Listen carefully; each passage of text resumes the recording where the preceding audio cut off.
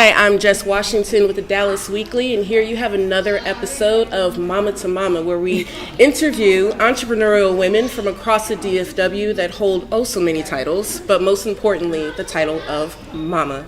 Here today, I'm sitting with an extraordinary woman. You have seen her in D Magazine, you've seen her in Fashion Week, you have seen her at FGI Dallas. She's been in so many publications, but I am so glad that she's here today to speak with us. We have azenabor-grembowski. Yes, thank you. Nice to meet you. Nice and to thank meet you for you having as me. well. Thank you. Absolutely. So, start with the first one. Apologies. Okay. See, like I said, we're going to edit all of this. Okay. Intro out. All right. So, Essay, I wanted to start from the beginning. You are a Nigerian, Canadian-born woman, and you landed in Dallas to continue your studies in accounting while attending SMU. So, what I want to know is, what was that light bulb moment that made you say that this is my calling, fashion? And it's changing today? Well, it's good. That's a good question. Where do I pinpoint that decision? I've been struggling with that decision for a long time. I started designing when I was 8 years old, but I never really thought that it would be a business. For me, it was more of like a hobby. I make a dress for myself, make it for my friends or my family members, and it was just a joy to see, my dress or one of my pieces out there, on someone. But when I moved to Dallas, this was the first time that I was by myself, without family influences. Again, like you said, I'm Nigerian, and in our culture, education is more important than anything. And with that said, I was not looking to pursue, fashion as my main career. I was supposed to be an accountant.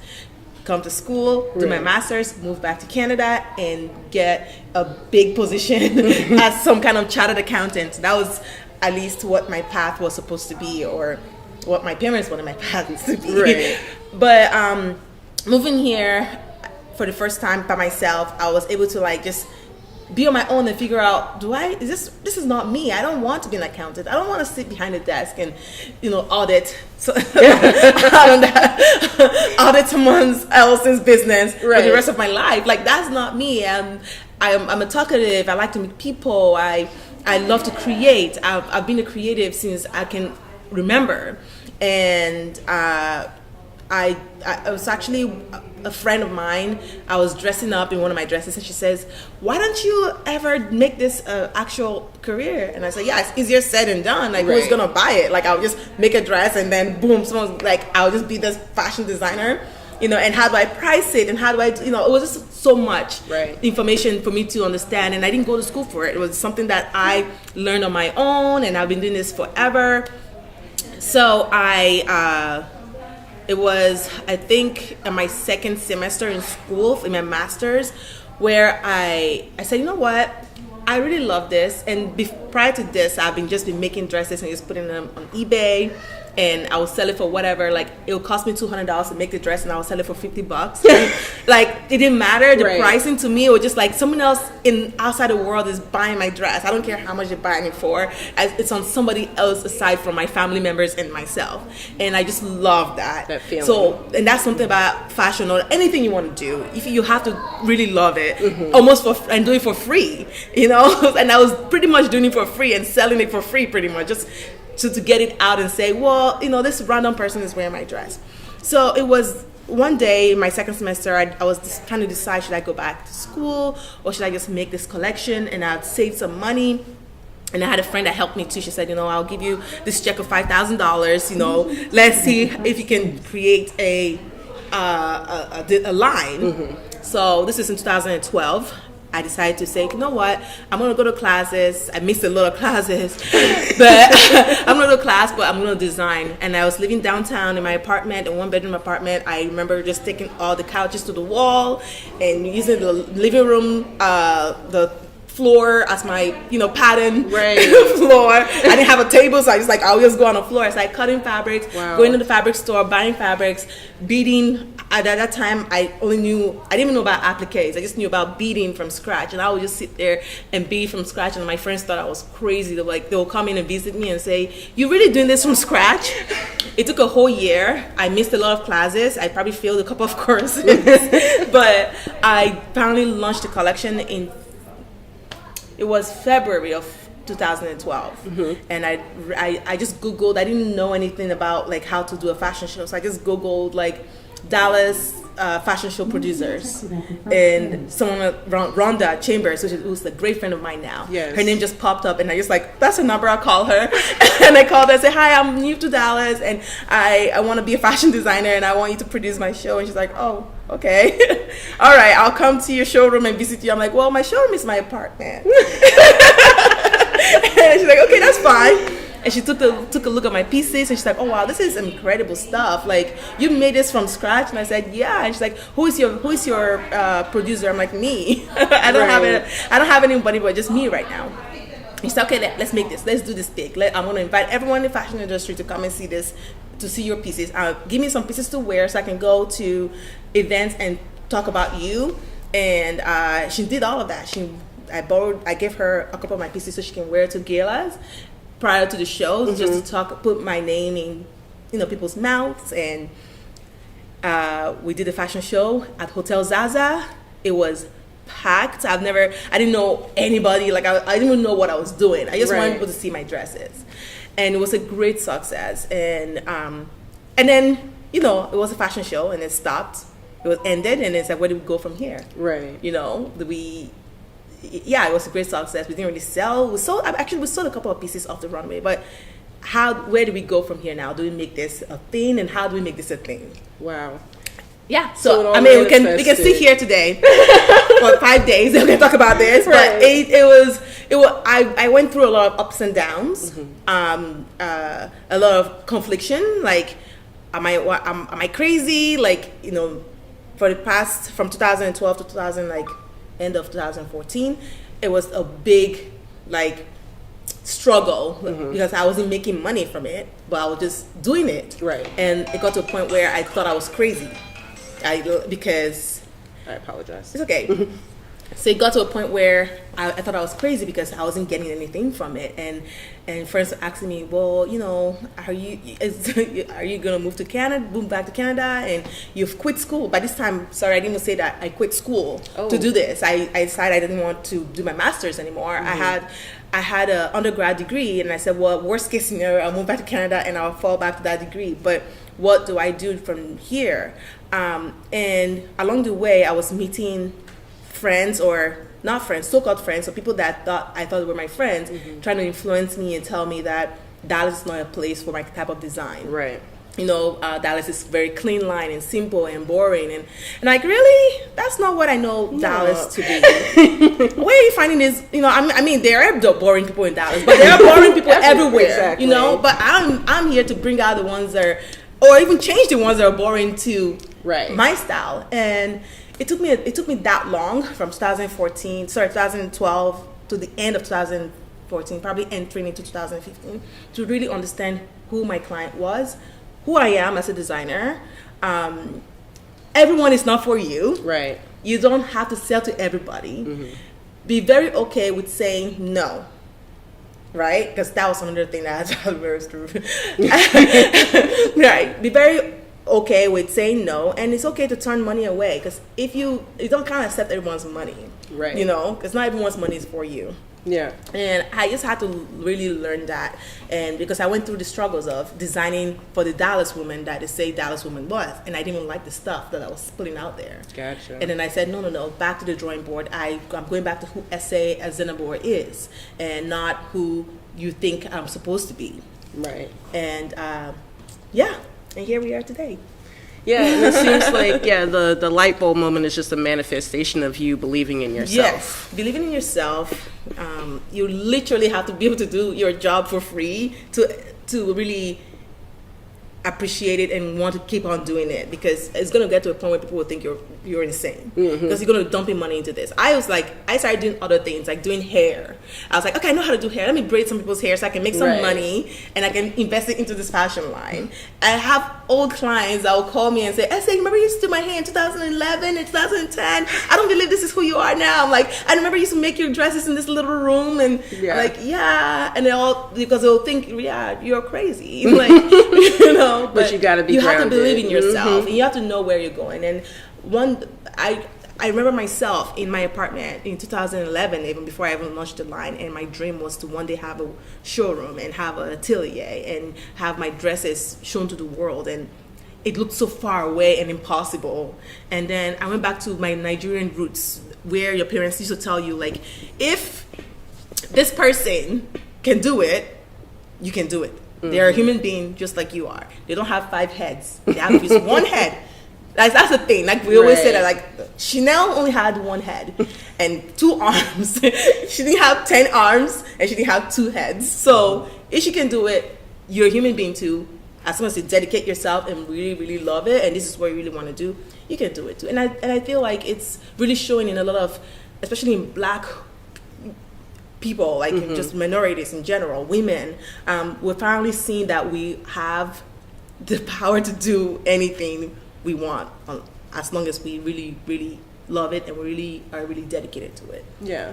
And let's talk about mindsets for a minute, because you went to talk about, like, when you go back to your family and everything. So I wanted to say, with all the success that you've had in kind of a short amount of time, have you changed any of the minds of your family and friends back home? Absolutely. I mean, fashion now is so different from when we were growing up. You know, I remember when I was in high school and I would make a dress for myself, and I was so ashamed to tell people that I made it because of where I'm from, like where I was from, or where I'm from back then. It was almost like, you made your dress? Oh, really? You can't buy a dress? Like, gotcha. You know, like what made you make it? Like, you know, but because, and I don't know, just my environment, I guess, like growing up, it was just something that we didn't do. We just we want something, go buy it. That if you can afford it, then you make it. Gotcha. Right? And I turned a lot of, you know, pieces that were for my mom or my brother, and turned it into my own outfits. And that's all comes down to, like, where I'm from, right? Because it wasn't something that was, like, smiled upon, right? Right. Today is so different. Today, everyone is so creative. Everyone is flaunting their creative abilities. It's cool to be, it's so cool now to be creative, right? So it's definitely changing the minds of, you know, my family members. Like, my mom is, like, one of my biggest cheerleaders. She's always been my cheerleader. It's just, again, culture always gets in the way too. Like, well, you should probably have your education first before you do that. I want to support it, but get your degree first. And I'm still kind of like that, because I have a daughter, and if my daughter today came and told me I want to be a fashion designer, I will stop everything and make that happen. But I still feel like because of where I'm from, education. I'm born in Nigeria.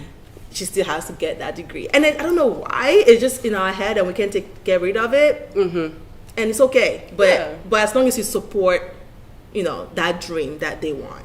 Absolutely. Yeah. Unlike before, they used to just, like, say no. And it doesn't matter how successful you are, right? Yeah.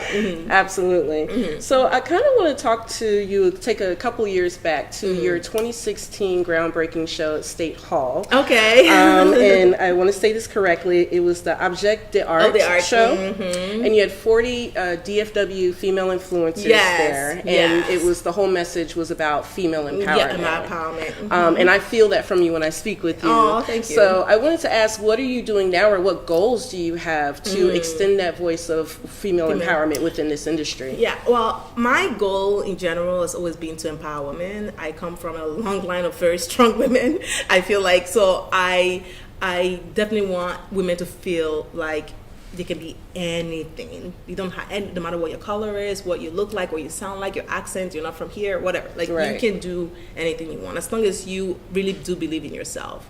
And And I really feel like fashion also explains that too. Because I see women change every time they put on a garment. You know, they can walk in here all sloppish and then they put on a dress. It's like, whoa, I am Shoulders a queen. Yeah. You know, like, look, who is this girl? You know, and really, it's because art does can change you, can change how you feel about yourself, and you feel down and you look in the mirror and you wear something that is empowering, or that you've never seen your body look this way before. It can just change how you feel about yourself, and you feel like you can literally go out there and stop traffic. Like, it is powerful. I see it every day, every single day. Yeah. So and that's why I do always say this. I say, you know, fashion is life, fashion is art, and style, of course. Style is also life. Style is art. And through that, we as women, we can empower ourselves and feel empowered. And anytime I do a fashion show, I always want that to show in a way. And that's why I use women, because women of all different walks of life, women of all shapes and sizes, to also influence others that are feeling like, well, I look this way, or I feel this way, or I'm not the typical, you know, Hollywood look or whatever. Right. And I don't have this X amount of dollars in my account, so I cannot be powerful. And then they see someone like them, that looks like them, that talks like them, being powerful and representing them. Like, it just changes how they feel about themselves, and they're like, you know what, F that, I can do this, so, or I can do whatever I want. Right. Yeah, so. Absolutely, that's so cool. So I do want to touch on your family life a little bit. So I do know that in 2014 you met your husband, Greg. No, and Eric. Edit that out. I'm like, who is Greg? I don't know what, I did not have my coffee this morning. We're going to start over on that one. He was laughing here. I'll tell him. I apologize. Tell him that I was emailing a Greg. I got it. It's a typical white name, Greg, Eric. It's like, you know, Trenton, Mike. I get it. It's an honest mistake. I'm so sorry. Oh my God, you're free to call my husband whatever you want. And I'll let him know what happened. All right, let's roll it back. Okay. So I want to touch on family life for a little bit. Okay. And I do know that in 2014 you met your husband, Eric. Yes. And then you two had a show-stopping wedding in 2017. Yes. And then in 2019 you had your beautiful daughter, Ella. Yes. She's so beautiful too. Thank you. How has having a child, specifically a girl, affected your outlook on fashion? Woo. Ella is so inspiring. Like, my latest collection was all inspired by her. Like, she changed or inspired me in, you know, Ella inspires me every day with a little, well, let's start with this. Of course, I'm a new mom. I still feel like I'm a new mom, even though she's almost 3. She's 2.5. But her growing up, or just seeing her change from 1 month old or a newborn to a 1 month old to a 1 year old, even though I kind of raised my little sister, it's still different. I see God literally working magic. Like, I'm just like, what in the world is this? Like, how can you be, if you're a mom, you should know God. Like, you know what I mean? Like, you should know who God is, because it's like, it's a miracle. You literally see miracles happening every day. I see her going from a Google. I know it sounds, I mean, it might sound cheesy or just like, oh, but I literally see this and I'm just like, what in the world is, and I look at my mom and like, Mom, was I like ever like this? Or so I started like this too. You see pictures of yourself as a baby, but you don't really understand the concept of your changing, you know, as you're growing up. And I'm seeing that in her. I'm seeing the miracles. I'm seeing God's creation, and it's inspiring me in what I do every day, if that makes any sense. Absolutely. She's just a beautiful human being, and I see her future so bright, and it's from the time she was a newborn, I feel like I knew what she was going to be like as a person or as a human being, because now you're seeing her as a human being now. Before, a baby is like, they're not really a human being, but now it's like becoming more human, and I'm like, oh my God, you didn't change really. Like you're like yourself. Eric, stop calling me. Oh, it's not Eric. It's my employee. Okay, I need to answer this. Sorry. What? Yes, Farad. Okay. The fabric. This one, she don't have things. She have key like different. See this one, it's not gold. But this one, it's different. Let me show you. This one is gold, but also. No. Okay, never mind about that. I'll find it somewhere else. Okay. Okay, and also fabric that you get it don't have also. Okay. That gold one you just showed me. Oh, they don't have that gold. Farad. Which one? They don't. The gold you just showed me. No, yeah. Yeah, that gold you just showed me. Okay. Where is it? Yes, which one? This one or? No. I wanted to also ask, I know that she's just 2.5, but do you see any glimpse of her wanting to get in the fashion industry with Mama? Yes, I do. To be honest, me and Eric joke about it. We say, well, this is Ella's business, so let's make it let's make it like successful so that she can follow and make it as incredible as we know she will. But I do see her want to be a fashion designer because when I'm like in the back working and she's here. Oh my gosh, she knows. She's like beads, and then she was like below 2 when she was doing that. Like she's obsessed with shimmers and shiny and wants to touch and wants to pin and wants to be involved. And I don't know if it's just because she's seen me doing it and she wants to just be a part of it. But I really do hope that it's more than that because that would be amazing. But my love for business also came from my mom too. My mom was really into, like, she touched on a million different businesses. She was a hustler. Right? So like I feel like my business mind came from that too. Even though I have a degree in what's my degree at business administration. I just did that because of my mom too, because she was just into business. And I'm like, I know I'm gonna be a business owner one day. I don't know what kind of business I'll own, but I do want to own my own business. And I saw my mom like take care of her employees and go from one business to another in Nigeria, in a third world country. She was running things. Nice. So and I always want to do that too in my own way, of course. And I hope that Ella growing up seeing me and her dad work so hard and run our own businesses that she will want to be involved in it somehow when she gets older. That's so cool. And we are firm believers in generational wealth. Yes. Absolutely. Yes. I actually wanted to ask you about your mom as well, because I've read many times that you say your mom, even though you don't necessarily have a lot of fashion mentors, but you say my mom is my business mentor. Yeah. So I wanted to ask you, like, as far as other moms out there who are entrepreneurs or trying to come up, what advice would you have for the balance of work and life? Because your mom did it, you're doing it now. Yeah. Well, I'll say, of course, you want to be a business owner, believe in yourself and believe in that business that you're going to put out there, and really, truly love that business as well. Because don't just go into it for the money. So that's the biggest mistake I do feel. Like, I have a lot of friends, or I've known a lot of people that have started businesses just because, we can make a good quick buck out of this, And then when it starts getting crazy, because it will get crazy, it will drive you mad. Are you gonna stick with it, or are you gonna just quit and just say? Because if you love it, you will never quit. Right. It's gonna hit. You're gonna hit rock bottom. And you're going to say, well, what did I do wrong? And let me try it again and do it again.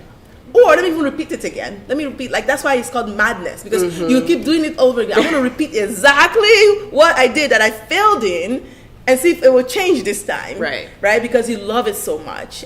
I don't want to change it. I want to be exactly how I just did it. But let's try again. And then let's try it again. And let's try it again. But once you do that and you do it and you see yourself like, I can do this, and almost go broke, which I don't want to advise anyone to go broke doing something, but if you really feel that way about something, the money will come. You'll be in shock how people would fly. We have people that fly in. I still pinch myself. Like, I don't understand it. How someone would like apply for a visa to come to our Dallas showroom for a dress. But when I started this in my apartment, all I wanted is just to sell a dress, Right, you know. right. Now we are, you know, bombarded with people from all over the world coming flying in, and just because I love this so much, and I sleep and I dream about it, and I'm designing my dream, and I'm waking up like, oh, we should do this, like that, and you know. So definitely believe in yourself. If you're a mom, have help. Help is very important. You know, I have my mom, thank God, she moved from Canada to help me. But we're still gonna even hire help, just because my mom did not come to this world to be to raise 4 kids and then raise her kids' kids, you know. But she's been a grandma right now, and she's being very excited about it. But I definitely do want her to also have help and also be a grandma, you know. But help is very important. That's really how you'll find a balance, because you cannot do it by yourself. It's not possible. I know we are superheroes, but we're not that super. Absolutely. we need our time. We need to love. We need to love on ourselves and take care of ourselves to give out love too. So that's a very good point. Yes, yes. So we do need breaks, and I'm a firm believer of like, yeah, we can do it all, but we definitely need help. Right. We need a team behind us. If it's only one person, but there needs to be someone behind someone you us. can rely on. Yes, absolutely. Yes. If you see your husband, or your, you know, if your husband is also a hustler too, then you need to get somebody to help you.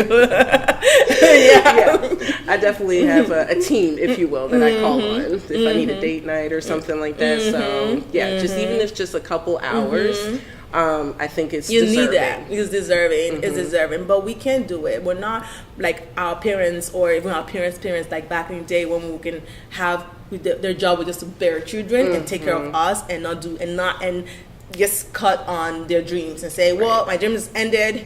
I just had children, and let's not care about me anymore. You know, because that's how our parents, even back home, they're still doing that. You know, but now we're like, no, we can have our children, and we can still live our dreams. So, but just need help. And then I wanted to also ask you, like, I know you're constantly traveling, doing fashion shows, having interviews and things like that. So I wanted to ask you, are there any other moms out there that are maybe colleagues or even friends that you look up to for inspiration as to how they balance it all? How to balance it all? Moms that balance it all. I mean, my friends are becoming moms, so absolutely I look up to how we're all influencing each other in some way. But I think particularly it's my mom. You know, she raised 4 children by herself. You know, she went through a divorce from my dad, and she did it all by herself, while also trying to work and put us through school and, you know, do other things. So I think when it comes to motherhood, she is my biggest inspiration. Got it. She's the anchor. Yeah, she's the anchor. She did it all. Like, she did it all, and and I saw her carry my little sister. I saw her being pregnant with my little sister. Now my little sister is 28. But I saw her when she was pregnant and what she was doing with a big belly, running businesses and pointing here and then running outside and jumping up and down. And I'm like, oh my God. So when I see that as an adult now, I'm like, oh, my mom did it in the third world country back in the day when there was no lights and there was no this. I can do it when we have everything. Exactly. We have every access. We have a showroom. There's no excuses here. Okay. So no. Absolutely, my mom. It would be my biggest mother when it comes to a mother running a business and being a mom. And also, I cannot even imagine doing this without my husband, and she did it without, you know. Right. So, yeah. I'm here for it. Yeah. And my final question actually would be, what is your favorite thing about being a mother? Oh my gosh, just my daughter's face. Just like seeing your eyes through somebody else. That is so amazing. It's the weirdest feeling ever. Anyone can explain that to you in a million ways until you've gone through it. You're like, now I get it. Like, you can, like, people were explaining when I was pregnant, they'll tell me, oh, I said you're gonna feel this way, you're gonna feel that way. I'm like, really? Okay, I can wait. But it's not even what they told me is not, to me, it's not even the same. It's way more. Yes. Right? It's I truly get it now. And my favorite thing is just her calling, like, now she's calling me mommy, mama, mommy. Like, you know, it's just my favorite thing. I'm just like, Yeah. oh my gosh. To this day, I'm like, I'm a mom though. Like, really? I'm a mom? Okay. You know, it's the best feeling ever. To be, for God to be able to give me that opportunity to be able to be a mother and also be a business woman and be a wife and have my family, you know, with me. It's just the greatest blessing. Blessing. Essay, I want to thank you for talking thank with you. me today. You're definitely an inspiration to me. Thank you. And I want to thank you guys for joining us today for another episode of Mama2Mama.